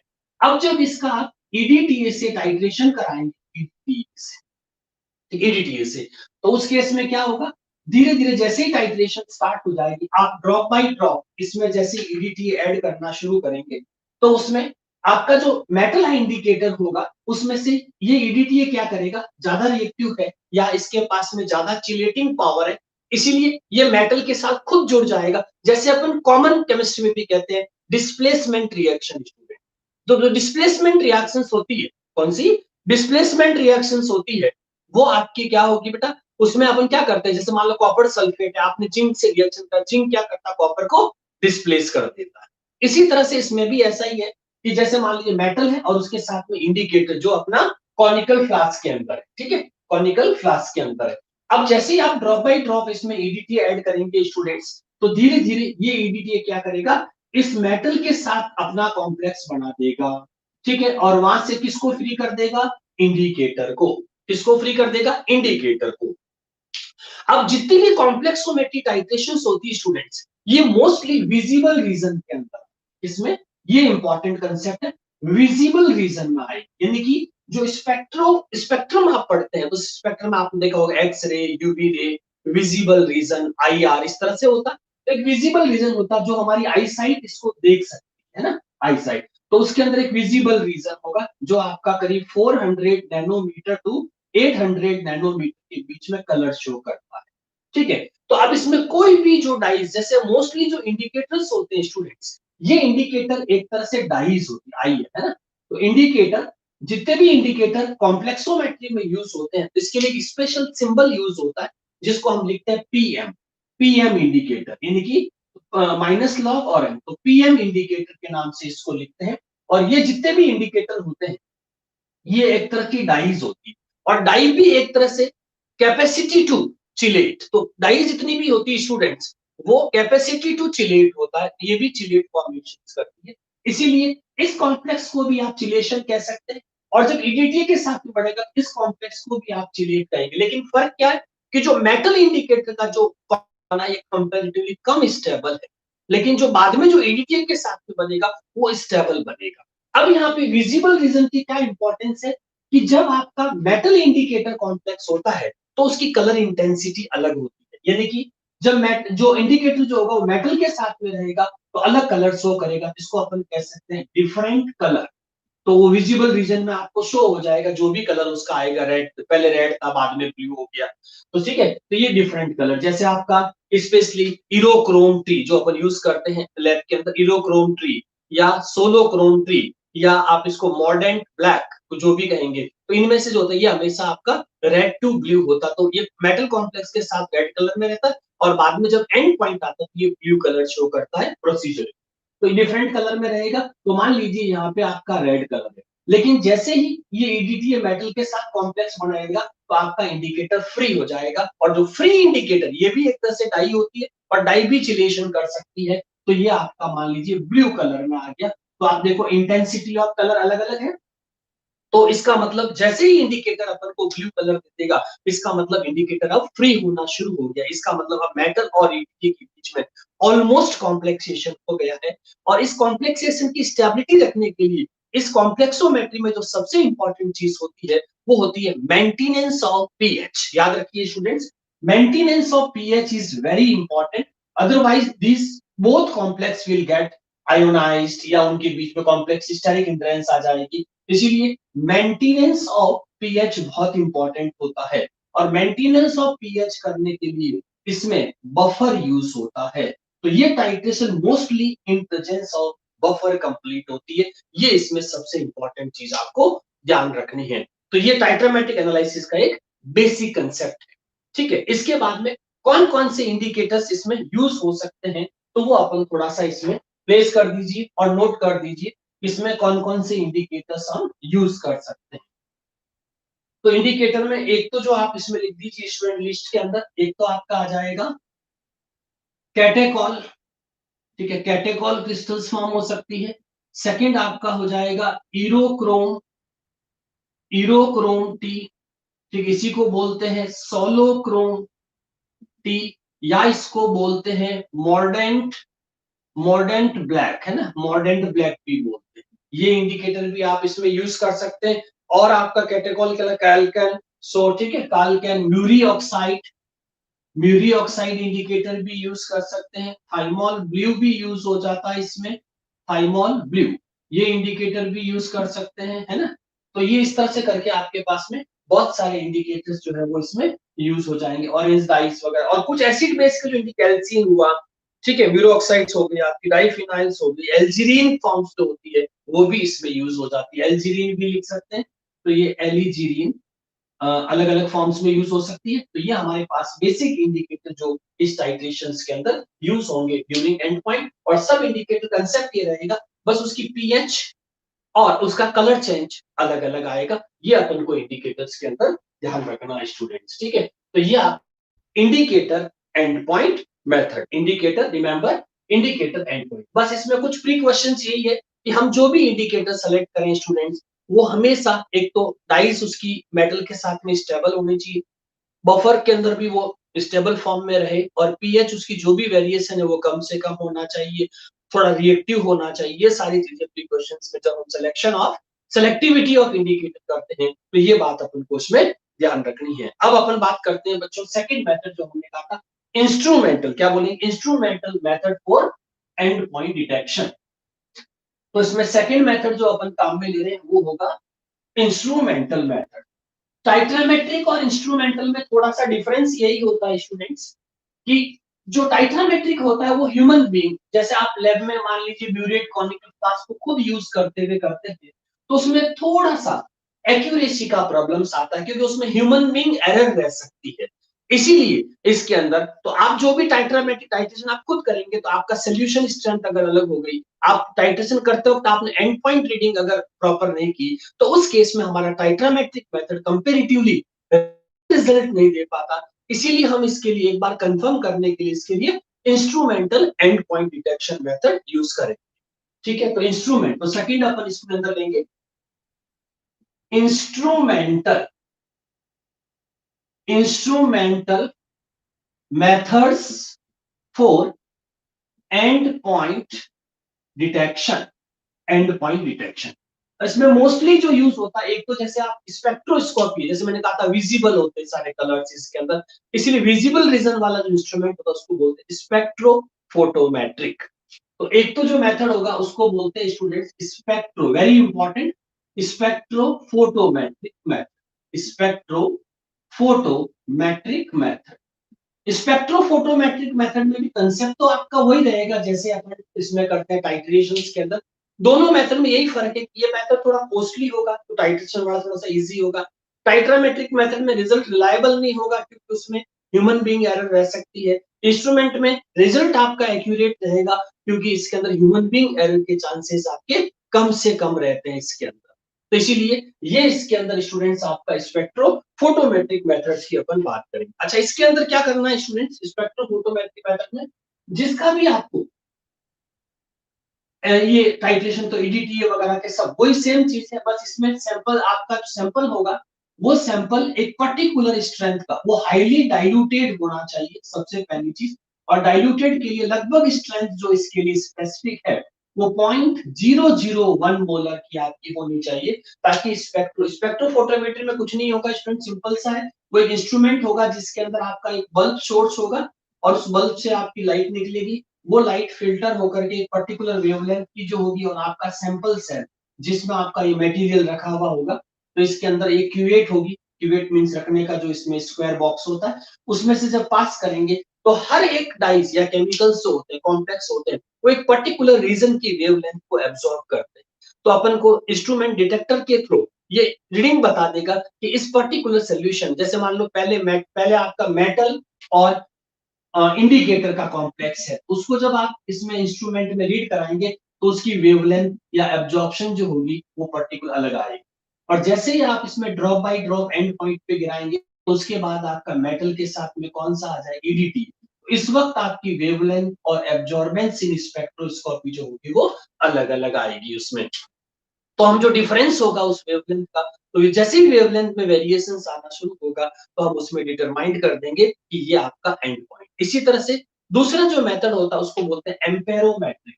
तो इस तरह से सेकंड मेथड आप इसमें यूज कर सकते हैं एम्पेरोमेट्रिक मेथड, एम्पेरोमेट्रिक मेथड भी यूज कर सकते हैं। एम्पेरोमेट्रिक भी वेव बेस्ड होता है, जैसे आपकी वेव चलती है तो वेव में वही वेवलेंथ फ्रीक्वेंसी कलर की अलग अलग होती है, तो ये वेव बेस्ड कंसेप्ट होता है, वेव कंसेप्ट पे चलता है। इसमें कर्व के बेसिस पे आप जो इसमें आपकी वेवलेंथ होगी तो उसमें कलर वाइज आपका अलग अलग आएगा। एम्पेरोमेट्रिक भी आप यूज कर सकते हैं। एक आपने पढ़ा हो तो पोटेंशियोमेट्रिक, क्योंकि मेटल आयंस है, इंडिकेटर भी डाइस आयंस फॉर्म है, ईडीटीए भी अपना आयंस है, तो इसीलिए आयन के अंदर पोटेंशियल डिफरेंस जरूर आएगा सोल्यूशन के अंदर। इसीलिए इसको थर्ड जो मेथड होता है उसको बोलते हैं स्टूडेंट्स पोटेंशियोमेट्रिक, है ना।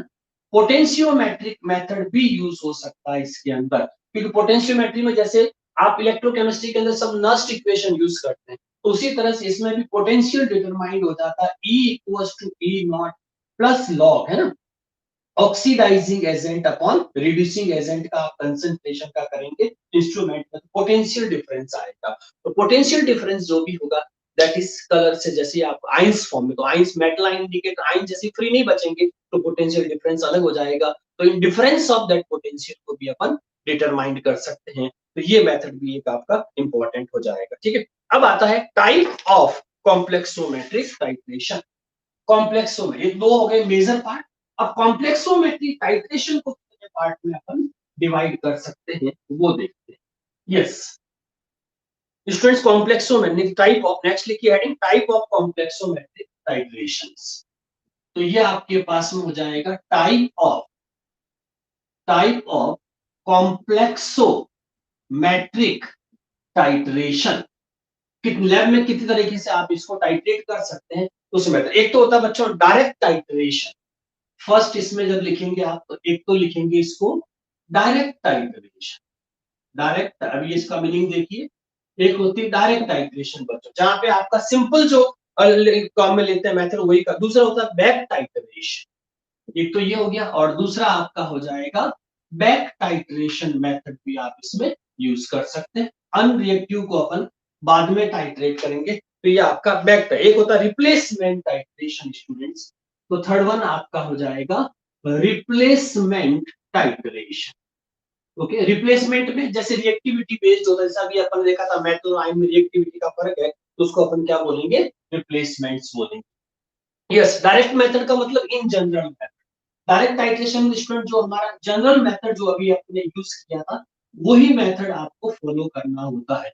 यानी कि एंड पॉइंट पे आपको ये देखना है कि मेटल फ्री आयंस रिमेन नहीं बचने चाहिए, ये सारे के सारे मेटल जो होंगे वो ईडीटी के साथ में कॉम्प्लेक्स बना चुके होंगे, इंडिकेटर आपका फ्री हो गया होगा, तो उसके जो कलर चेंज आएगा वहां पे अपन एंड पॉइंट डिटरमाइन कर देंगे। और इसके लिए जो इंडिकेटर का एक फेमस है that is mordant black second, mordant black second इंडी, इसको इरोक्रोम या सोलोक्रोम भी बोलते हैं, इरोक्रोम टी और फर्स्ट, और सोलोक्रोम टी फर्स्ट भी बोलते हैं। और ये हमेशा आपका red to blue colour change show करेगा। ये तो नॉर्मल जो अपन टाइट्रेशन रूटीन पे करते हैं वही। अब आता है बैक टाइट्रेशन। बैक टाइट्रेशन में स्टूडेंट्स क्या होता है कि हम ईडीटीए को एक्सेस में ऐड कर देंगे प्यूरिट्स के अंदर, और उसको फिर दूसरी मेटल के साथ में टाइट्रेट करा। जैसे सपोज आपने स्पेशली जब मैंगनीज जैसे आयंस होते हैं, बाकी जितने जनरली आपके कैल्शियम हुई, मैग्नीशियम हुई, बैरियम है, इस तरह की जो मेटल्स होती है स्टूडेंट्स, वो हम इस मेथड से इजी टू डिटरमाइन कर सकते हैं। लेकिन जो मैंगनीज डी ब्लॉक का जो कॉम्प्लेक्सेस होता है, स्पेशली उसमें मैंगनीज के जो आयंस होते हैं, उसमें ये प्रॉब्लम्स आती है। तो हम क्या करते हैं, पहले मैंगनीज की रिएक्शन ईडीटीए से करा देंगे, ब्यूरेट इस असेंबली उसी तरह से सेट करनी है। तो पहले आपका जो मैंगनीज आयंस होंगे या इसके साथ में इंडिकेटर होगा, तो वो ईडीटीए के साथ में ब्यूरेट से ऐड करेंगे, तो मैंगनीज ईडीटीए बन जाएगा। लेकिन हम क्या करेंगे स्टूडेंट, ईडीटीए को कंटिन्यू एक्स्ट्रा ड्रॉप गिरा, एक्स्ट्रा ड्रॉप गिराते ही आपका इंडिकेटर जो होगा वो फ्री आयंस की फॉर्म में रहेगा, ठीक है, फ्री आयंस में। तो अपन यहाँ पे लिख देंगे कि हम इसमें इंडिकेटर जो यूज करेंगे वो एक्सेस अमाउंट्स के अंदर होगा, किसमें होगा, एक्सेस अमाउंट्स के अंदर। और ये जिससे रिएक्ट करने के बाद में जो भी इसके साथ ईडीटीए के आयंस बच जाएंगे हमारे पास, है ना, वो एक्स्ट्रा ईडीटीए जो होगा स्टूडेंट, उसको हम रिएक्ट कराएंगे एक दूसरी टाइट्रेशन, फिर उसमें क्या करेंगे, जो कॉनिकल फ्लास्क में आ गया, और उसी के अंदर अपन क्या करेंगे, एक बार जिंक, जो मेटल आयन कॉनिकल फ्लास्क के अंदर जिंक के साथ में इसको एक्सेस, तो जैसे ही जिंक के साथ इसको टाइट्रेट करेंगे, तो रिमेन साइंस जो होंगे वो आपका जिंक के साथ में कॉम्प्लेक्स बना देंगे। उस वक्त इंडिकेटर अपना अलग कलर शो करेंगे। एक तो मैंगनीज साइड का डिटरमिनेशन, तो हमारा उसमें जैसे एक्सेस में डालेंगे तो जिंक ईडीटीए जो कॉम्प्लेक्स बनेगा उस पे जो कलर आएगा पता लग जाएगा कि हमारे पास में जिंक ईडीटीए कॉम्प्लेक्स कितना बना है, इसका मतलब रिमेनिंग पार्ट मैंगनीज ईडीटीए में काम आया। इसीलिए इसको रिप्लेस, इसको ये बैक टाइट्रेशन, डबल टाइट्रेशन बोलते हैं। रिमेनिंग को अगर अपन टाइट्रेट करते हैं इसको बैक टाइट्रेशन से कहा जाएगा, ठीक है। उसके बाद में रिप्लेसमेंट टाइट्रेशन स्टूडेंट्स, वो होती है स्पेशली रिप्लेसमेंट टाइट्रेशन होती है कैल्शियम मैग्नीशियम के केसेस, इसको हटा रहा हूं मैं, यस। तो अपने पास जैसे स्पेशली कैल्शियम और मैग्नीशियम के रिस्पेक्ट में भी ये हो सकता है। तो रिएक्टिविटी सीरीज आपको याद होगी, जैसे कैल्शियम और मैग्नीशियम इज हाई रिएक्टिव है, तो पहले आप कैल्शियम आयंस को, जैसे मान लीजिए सपोज आपने पहले मैग्नीशियम और ईडीटीए का आपने वो बना दिया कॉम्प्लेक्स, और इसकी फिर आपने कैल्शियम आयन के साथ लिखते हैं, तो कैल्शियम ईडीटीए का कॉम्प्लेक्स बन जाएगा, और इसमें से मैग्नीशियम आयंस आपके क्या हो जाएंगे, फ्री हो जाएंगे। तो ये रिप्लेसमेंट, रिएक्टिविटी बेस्ड रिप्लेसमेंट हो सकता है, और मैग्नीशियम ईडीटी की कंसंट्रेशन अपन डिटरमाइन करते हैं, ये हो गया। या ये इसको रिप्लेस करेगा तो फाइनली मैग्नीशियम ईडीटी की कंसंट्रेशन बन जाएगी, और फिर अपन उसको डिटरमाइन, तो मैग्नीशियम ज्यादा रिएक्टिव है तो वो एक आपका स्टेबल कॉम्प्लेक्स बनाएगा इसके अंदर, जो अपन को इसमें ध्यान रखना है, ठीक है। तो एक्सेस जो कैल्शियम बन जाएगा, फिर मैग्नीशियम फ्री रहेगा, वो मैग्नीशियम आपका क्या होगा, इससे रिएक्ट कर लेगा ईडीटीए से, और उससे जो कॉम्प्लेक्स बनेगा कलर चेंज पे, that will be called replacement. तो ये आपका इनडायरेक्ट मेथड्स हो जाएंगे सारे। तो these are called type of titrimetric analysis. ठीक, इसके बाद स्टूडेंट्स एक जो सबसे इंपॉर्टेंट, ये तो सारे टाइप ऑफ टाइट्रेशन हो गए, अब जो इसमें सबसे इंपॉर्टेंट चीज बच्चों जो है वो है एक पॉपुलर टर्म है इसके अंदर, मास्किंग एंड डीमास्किंग, इसको बोलते हैं टाइट्रेशन सेलेक्टिविटी।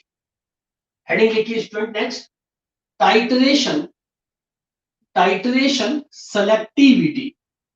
टाइट्रेशन सेलेक्टिविटी में स्टूडेंट तो सबसे इंपॉर्टेंट कंसेप्ट है कि इसमें आप कोई भी टाइट्रेशन सेलेक्ट करेंगे तो उसमें एक तो आपकी कुछ पैरामीटर्स है, जैसे पीएच मेंटेन रहनी चाहिए, कौन से टाइप का बफर आप यूज करेंगे, स्टेबिलिटी फिनोमिनॉन आपको ध्यान रखना है, ठीक है सारे, ईडीटी आपका स्टैंडर्डाइज्ड हो जाना चाहिए। तो ये सारे कुछ पैरामीटर्स होते हैं जो टाइट्रेशन सेलेक्टिविटी, सक्सेसफुल टाइट्रेशन कैसे हो, तो उसके लिए सेलेक्टिविटी चाहिए होती है, ठीक है। तो इसमें अपन यूज ऑफ मास्किंग, जो सबसे इंपॉर्टेंट पॉइंट इसके अंदर है वो है use of masking and demasking, use of masking and demasking. कुछ रिएजेंट जो अपन को काम में लेने हैं इसके अंदर, जो स्पेशली कॉम्प्लेक्सोमेट्रिक टाइट्रेशंस के अंदर प्रॉब्लम्स आती है, तो उसमें इनको कंसेप्ट वाइज इस तरह से यूज करते हैं। यस बच्चों, इसमें क्या लिखा है? मास्किंग। देखो नाम से ही पता लग रहा है, तो पहला कंसेप्ट इसमें लेके कि मास्किंग कंसेप्ट क्या है, ठीक है। मास्किंग तो सिंपल सा एग्जांपल है, जैसे देखिए आप कोई टाइट्रेशन कर रहे हैं, सपोज जैसे वापस वही इसी तरह से अपन असेंबली सेट कर देते हैं। आपके पास में ये ब्यूरेट हो गई, और ब्यूरेट के बाद में आपके पास में कॉनिकल फ्लास्क है, ठीक है स्टूडेंट्स। अब इसमें क्या होगा, वही सेम जैसे एडीटी, लेकिन प्रॉब्लम्स क्या आती है कि जैसे सपोज इस पर्टिकुलर सॉल्यूशन में क्योंकि आप कोई भी सैंपल लेंगे तो सैंपल में आप ये तो नहीं कह सकते कि एक ही टाइप की मेटल है, सैंपल में कितनी भी टाइप की मेटल्स हो सकती है, क्योंकि आप सैंपल का तो प्योरिटी चेक कर रहे हैं ना। तो उसमें हो सकता है एक से ज्यादा मेटल हो, कितनी, एक से ज्यादा। जैसे अपन मान लीजिए सपोज किसी का ऐसे कर रहे हैं कि उसमें कॉपर हो सकता है, जिंक, कोबाल्ट हो सकता है, और भी तो हो सकते हैं। तो इसमें मान के चले कि जैसे मान लीजिए सपोज आपको एम और एन, या ऐसे कर लो सपोज M1 और M2, ये दो टाइप की मेटल सोल्यूशन है। अब आपको प्योरिटी चेक तो सिर्फ M1 की करनी है, लेकिन M2 उसमें इंटरफेयर कर रही है। M2 क्या कर रही, क्योंकि जहां से सैंपल आया उसमें कैल्शियम भी है, कोबाल्ट भी है, कॉपर भी है, जिंक भी है, लेड भी है, ये सारी चीजें उसमें है। तो उस केस में इनको क्या करेंगे, अब ये एडीटी क्या कर रहा है, इसके साथ भी कॉम्प्लेक्स बन रहा है, इसके साथ भी कॉम्प्लेक्स बन, दोनों के साथ बना रहा है, तो एंड पॉइंट कैसे डिटरमाइंड होगा। तो उसके लिए फिर क्या करते हैं स्टूडेंट्स इसमें कि ये जो आपका M1 और M2 है, तो इसमें से पहले जैसे मान लो सपोज आपको M1 का ऐसे परफॉर्म करना, तो M2 को रोकना पड़ेगा, वो ईडीटी से रिएक्ट नहीं करेगी। तो उसके लिए जो M2 होगा उसकी अपन क्या करा देंगे, प्रेसिपिटेट फॉर्मेशन से मास्किंग करा देंगे। मास्किंग समझ गए आप, किसी के साथ रिएक्ट, तो पहले उसको किसी सब्सटेंस के साथ रिएक्ट या ईडीटी के साथ प्रेसिपिटेट डेवलप कर देंगे, फिर उस प्रेसिपिटेट को फिल्टर कर देंगे, फिल्टर करने के बाद हमारे उस सोल्यूशन में एक ही मेटल रहे, तो इसको बोलते हैं मास्किंग कंसेप्ट। यानी कि दो science which are interfering with our actual titration और determination of actual concentration of metal, then extra ion should be masked. Masked का मतलब उनका प्रेसिपिटेट बन जाना चाहिए, उनका ऐसा कॉम्प्लेक्स जिसको फिल्टर के थ्रू, प्रेसिपिटेट के थ्रू पहले उसको आउट कर दें, उसके बाद में हम अपनी टाइट्रेशंस करें। तो ये इसमें सबसे इंपॉर्टेंट चीज, और वो इनसॉल्युबल होकर के अलग हो जाएगा। उसके बाद में मास्किंग बाय कॉम्प्लेक्सेशन में आप कुछ एग्जांपल्स याद रख सकते हैं किस किस में मास्किंग यूज हो सकती है। तो उसके अंदर एक तो आपके पास में अमोनियम फ्लोराइड और मास्किंग एल्यूमिनियम के साथ में करा सकते हैं। दूसरा एस्कॉर्बिक एसिड रिड्यूसिंग एजेंट का काम करे, जिसके साथ आयरन की आपकी मास्किंग हो सकती है। पोटेशियम साइनाइड की आप हैवी मेटल जितनी भी होती है KCl, उसकी जैसे AU, HG, AG, इनके साथ आप मास्किंग करा दीजिए, तो ये इंटरफेरेंस आपका रुकते। कुछ एग्जांपल्स है किस किस मास्किंग जो है वो इलिजिबल है। तो एक तो ये हो गया, पक्का याद रखिए इसको। एक होता है स्टूडेंट्स डीमास्किंग, वेरी इंपॉर्टेंट अगेन। तो ये तो था मास्किंग से रिलेटेड, ओके। तो मास्किंग में आपके पास पता लग गया, यानी कि किसी भी एक्स्ट्रा मेटल जो होगी M2 है ना, उसकी आप कोई भी ईडीटी कॉम्प्लेक्सेशन करा देंगे किसी रिएजेंट के साथ, तो M2 प्लस कॉम्प्लेक्स, ये हमारे पास में ईडीटी भी हो सकता है और कोई भी प्रेसिपिटेटिंग एजेंट हो सकता है जिसके साथ में, और फिर इसको फिल्टर कर दीजिए। फिल्टर करते ही प्रेसिपिटेट आपका अलग हो जाएगा, फिर आप इसकी टाइट्रेशन परफॉर्म कर सकते हैं ईडीटी। एग्जांपल में मैंने बताया था अभी आपको, एक तो एग्जांपल में क्या ध्यान रखोगे स्टूडेंट, एक तो आपका ammonium fluoride for masking of aluminium, तो एक तो याद रख लीजिए अमोनियम फ्लोराइड, ये एल्यूमिनियम की मास्किंग में काम आ जाएगा, इसको नोट कर लीजिए फटाफट। और उसके बाद एस्कॉर्बिक एसिड होता है, वो आयरन के अंदर यूज हो जाता है। Ascorbic acid for iron, iron के लिए ये वाली यूज करें। पोटेशियम साइनाइड आपकी हैवी मेटल्स के लिए, ठीक है। पोटेशियम साइनाइड जो होगा स्टूडेंट्स, ये आपकी heavy metals like silver, copper, mercury, इनके लिए यूज हो सकते हैं। तो कुछ एग्जांपल है जो मास्किंग एजेंट का काम करेंगे, ठीक है। अब इसी तरह से वापस अपने पास आता है डीमास्किंग, ओके। डीमास्किंग किस तरह से हो स्टूडेंट्स, वो अपन को देखना है। तो अब सेकंड पॉइंट अपने पास में आता है, दैट इज कॉल्ड डीमास्किंग। तो रिवर्स सोचिए जल्दी से, वो मास्किंग था जिससे प्रेसिपिटेट बढ़ के सेपरेट करना है। अब अपन को डीमास्किंग, अब इसमें क्या होगा, मोर देन 2 मेटल्स, अगर एक ही सॉल्यूशन, जैसे आपके पास एक कॉनिकल फ्लास्क है, इस कॉनिकल फ्लास्क के अंदर आपके पास में एक से ज्यादा 1 2 3 इतनी सारी मेटल अगर एक साथ, क्योंकि जो सैंपल होता है उस सैंपल में आप डिनाई नहीं कर सकते कि कितना टाइप ऑफ मेटल्स उसमें होगी। तो स्टूडेंट्स ऐसा हो सकता है ए बी, या M1 से कर दो, इजी रहेगा, M1 भी है, M2 भी है और M3 भी है, 3 और मोर देन 3 टाइप की मेटल्स इसमें हो सकती है, जैसे कैल्शियम, कैडमियम, कॉपर, जैसे अपन मान लीजिए इसमें कहते हैं कैल्शियम, कैडमियम और कॉपर, ठीक है, ये रही। अब इसकी रिएक्शन मान लीजिए कॉम्प्लेक्सेशन ईडीटी के साथ, जैसे ही आप इसमें से ईडीटी गिराएंगे स्टूडेंट, तो इसमें क्या होगा, कैल्शियम विद ईडीटी कॉम्प्लेक्स बन जाएगा, ठीक है, ये M1 कॉम्प्लेक्स कहलाएगा, और दूसरा जो होगा वो आपका कैडमियम विद ईडीटी कॉम्प्लेक्स बन जाएगा, और थर्ड जो होगा वो आपका कॉपर विद ईडीटी कॉम्प्लेक्स बन जाएगा, ठीक है। तो ये आपकी अब मास्किंग पहले ही हो गई। अब इसमें से मान लीजिए आपको कैल्शियम को डिटरमाइन करना है, ठीक है, तो कैल्शियम को फ्री कराना पड़ेगा, तभी जाकर के ईडीटी, अब इसमें पहले से ही कॉम्प्लेक्सेशन हो गया, तब आपको किसी न किसी को इसको इसमें से फ्री कराना पड़ेगा, जिस साइन का आपको डिटर्मिनेशन करना है। तो इसमें से एक एक करके आप रिप्लेस कर सकते हैं। तो पहले तो तीनों कॉम्प्लेक्स, अब इसकी साइनाइड के साथ रिएक्शन कराइए सब। तो इसमें से साइनाइड के जैसे रिएक्शन कराएंगे इसमें, तो साइनाइड जैसे आपके पोटेशियम साइनाइड, क्या करेगा ये, किसी न किसी एक का M1 M2 M3 इसमें से स्टूडेंट्स किसी एक का ये क्या कर देगा, डीमास्किंग कर देगा और उसको फ्री कर देगा, ठीक है। इसका मतलब जैसे सपोज आपके पास में साइनाइड जैसे ऐड करेंगे, तो साइनाइड क्या करता है, इन दोनों को तो कॉम्प्लेक्स में रहने देता है, यानी कि वापस इसको मास फॉर्म में रहने देता है, लेकिन कैल्शियम को फ्री कर देता है, तो इसकी इससे रिएक्ट नहीं करेगा। हमारे पास में कैल्शियम और उसके साथ में आपका ईडीटी ये है कॉम्प्लेक्सेशन, और इसको जैसे ही आप साइनाइड के साथ में यूज करेंगे तो कैल्शियम यहाँ पे आपका फ्री हो जाएगा, ठीक है, और ये एज इट इज मेंटेन रहेंगे। तो पहले उसमें से कौन फ्री, डिसमास्किंग का मतलब वो जिस आयन का आपको टाइट्रामेट्रिक एनालिसिस करना है, तो जो भी मास्किंग हो गई है उसमें से किसी एक के आयंस को फ्री कराएंगे ताकि वो ईडीटी से रिएक्ट करे। तो पहले से उसमें से तो 1 बाय 1 आयंस अपन क्या करेंगे, साइनाइड के साथ रिएक्ट नहीं करेगा कैल्शियम स्टार्टिंग में। तो ये उसके बाद जैसे ही साइनाइड के साथ अपन लिखेंगे तो उसमें अपन ये लिख सकते हैं, जैसे यहाँ पे आपने मान लो सपोज साइनाइड लिया है ना, तो इसमें आंसर आ जाएगा आपका नो रिएक्शन, ठीक है, कैल्शियम के साथ में। तो calcium versus cyanide ion, calcium versus cyanide ion ले लिया, तो इसका आंसर आ जाएगा नो रिएक्शन। यहाँ पहले क्या करेगा, इस इसको फ्री कर देगा और उसके बाद में नो रिएक्शन होगी। इसका मतलब कैल्शियम साइनाइड में जैसे ही आप ईडीटी ऐड करेंगे ब्यूरेट से, तो वो कैल्शियम आयन को फ्री करके उसके साइनाइड फ्री कर देगा, साइनाइड, और ये खुद ईडीटी इसके साथ रिएक्ट करके एंड पॉइंट डिटर्मिनेशन पे चला जाएगा, यानी कि कैल्शियम ईडीटी का एंड। इस तरह से आप फॉर्मएल्डिहाइड यूज करिए। फॉर्मएल्डिहाइड क्या करता है, आपका साइन इस कॉपर को फ्री करा देता है। आप फॉर्मएल्डिहाइड अगर ऐड करते हैं तो इसके लिए लिख दो, अगर कॉपर के लिए है तो कॉपर जो होगा, कॉपर ईडीटी कॉम्प्लेक्स जैसे साइनाइड कॉम्प्लेक्स है, ठीक है, कॉपर साइनाइड, इसके अंदर फॉर्मएल्डिहाइड HCHO जब यूज करेंगे तो आपके कॉपर आयंस फ्री हो जाएंगे, और फिर कॉपर आयन की वापस, तो ये जितने भी मास्किंग तोड़ने का जो प्रोसेस होता है, यानी कि पहले से ही जो साइनाइड या ईडीटी कॉम्प्लेक्सेशन होता है उनको अलग अलग करना कहलाता है डीमास्किंग। और जैसे 1 बाय 1 आयंस आप फ्री करेंगे स्टूडेंट्स में से, तो ऑटोमेटिकली जो होगा वो, ठीक है, ध्यान रखिएगा स्टूडेंट्स। तो इसमें इस तरह से अपन इसका एंड पॉइंट डिटरमाइन कर सकते हैं, ठीक है, याद रखिए, रिमेंबर स्टूडेंट्स। तो इसके बाद में लास्ट आपका आएगा ऐसे कोई भी इस टाइट्रामेट्रिक से ऐसे कैसे परफॉर्म करेंगे। तो मैंने स्टार्टिंग में भी आपको बताया था कि डबल टाइट्रेशन इसके अंदर होगी, बाकी इसमें कैलकुलेशन फॉर्मूला उसी तरह से रहेगा और डबल टाइट्रेशन इसके अंदर यूज हो। तो डबल टाइट्रेशन में देखिए स्टूडेंट्स, यस, लेट अस सी। तो लास्ट में ऐसे कौन कौन से, पहले तो ऐसे इस टाइट्रेशन से परफॉर्म हो सकता है, तो जैसे मैंने आपको एक बताया था, कौन सा, मैग्नीशियम सल्फेट, दूसरा आपका हो जाएगा calcium, calcium gluconate, calcium gluconate, ये दो ऐसे मोस्टली आप इस, और जिंक ऑक्साइड वगैरह भी आप इसमें ले सकते, dibasic calcium phosphate, zinc oxide, ये भी ऐसे आप इससे परफॉर्म कर सकते हैं, याद रखिए स्टूडेंट्स, ओके।